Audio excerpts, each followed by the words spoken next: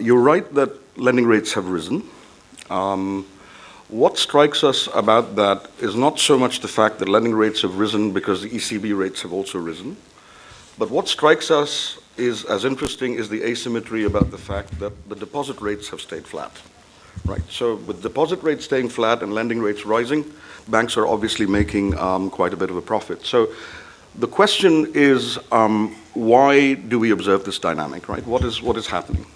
Now, typically, when you look at the amount of excess liquidity that's in the banking system, there's a huge amount of excess liquidity. So with a large amount of liquidity, a large amount of concentration in the banking system, relatively few lending opportunities, and finally, the fact that Montenegrin citizens are not able to move their resources very easily across borders, you end up with a situation where lending rates become more responsive to global rates than deposit rates.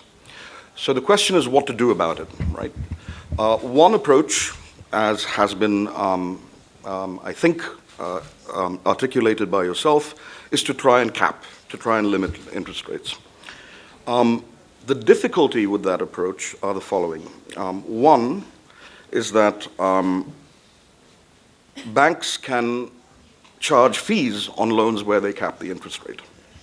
Second, they can charge fees on other loans that are uncapped or maybe raise the rates on loans that are uncapped. Worse yet, when you're already receiving very little on your deposits, they can also charge fees on deposits. So banks have many ways of trying to get around capping of interest rates. So generally, international experience suggests that capping of interest rates does not particularly work very well. Not because the goals may be understandable from the citizen's point of view, but it ultimately results in quite a few unintended consequences.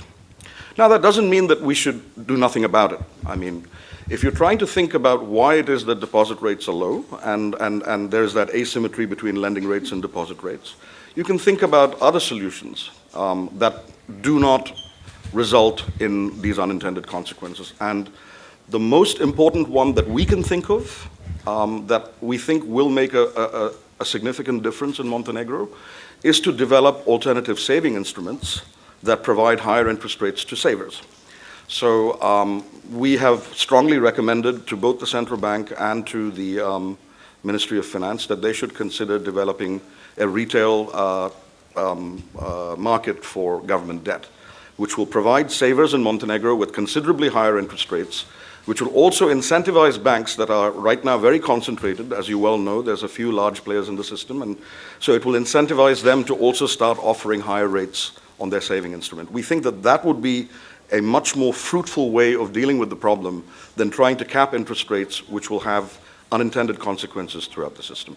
Thanks.